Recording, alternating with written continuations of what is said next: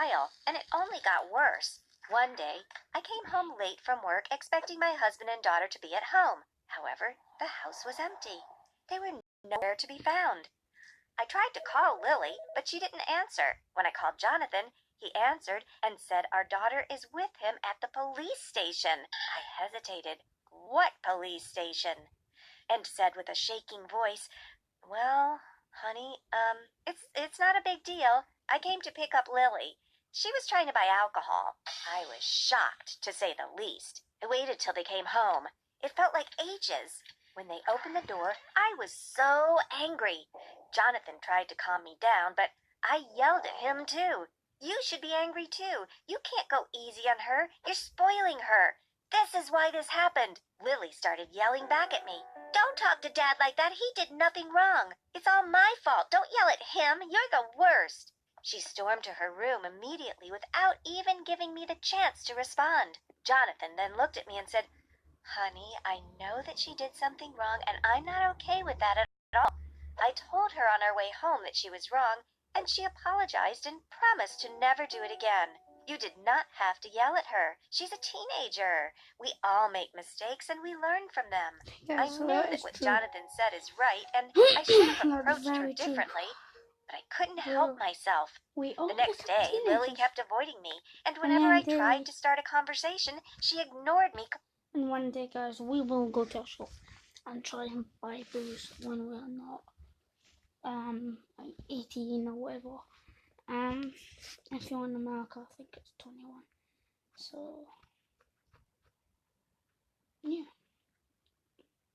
Comment down below in the comment section if you guys have ever tried to comment down below if you guys have ever tried to try wine. I know I have, but that never worked. I got arrested as well, so yeah. Completely. The situation continued like that for 2 weeks. It all came to a breaking point when I was driving us home one evening.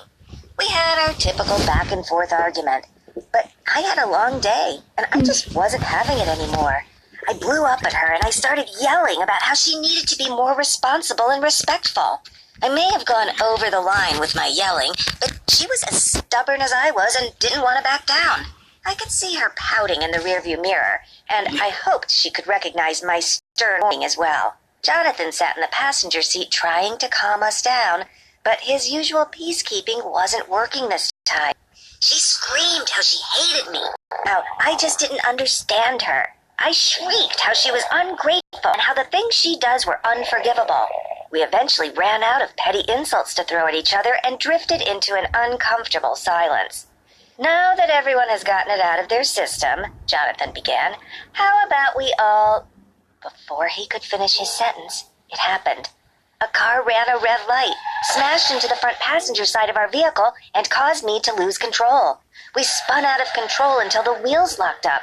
The car flipped over and over again. It was one of the scariest moments in my life. The next thing I remember is waking up in the hospital bed with the doctor standing over me. When I realized what had happened, I immediately asked about my daughter. It brought warmth to my heart when she told me that my daughter was fine and very lucky. Some minor fractures and lacerations, but she would be fine. Sadly, that was the last bit of good news that I got that day. You know what that Not means, even guys. a small breath of relief could pass my lips before she continued and told me that my husband wasn't so lucky. They tried everything they could, but he didn't make it. My sight was blurry and the room began to spin, so I closed my eyes tight. Tears streamed down my cheeks as I silently prayed that this was all just a bad dream. I cried myself to sleep, remembering his face. Time passed, and I didn't know what to do anymore. It seemed like my whole life was turned upside down in an instant, and I didn't know how to adjust to the new world that I was seeing. With each passing day, I tried my best to console my daughter in her time of need. I was never the best at dealing with her, but I knew that as hard as the loss was hitting me, it was hitting her just the same. So, day by day, I do everything that I could to make her feel better. But by night, I would cry myself to sleep alone in what used to be our bed. A couple of months after the accident, I was on my way home from work after a late shift.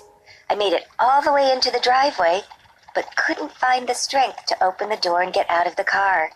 So I sat there, not knowing why, until the tears started to flow from my eyes. It got so bad that I didn't even realize someone was there until I heard my daughter knock on the window. I looked up to see tears flowing from her eyes as well, and immediately opened the door. "I'm sorry," I said, trying my best to wipe away the tears. "I didn't mean to worry you, and I know how much you miss your father as well." She bent down and hugged me tightly. "I miss Dad a lot, but that's not why I'm crying." I was confused. "Well, what's wrong, sweetie?" I patted her softly on the back as she spoke through sobs. "When I saw you out here crying in the car, trying to hide your pain, I started to hurt too. I don't want you to have to hide it from me. I want to be able to be there for you like you've been there for me." I couldn't hold back my tears any longer. I wept on her shoulder, and she cried on mine.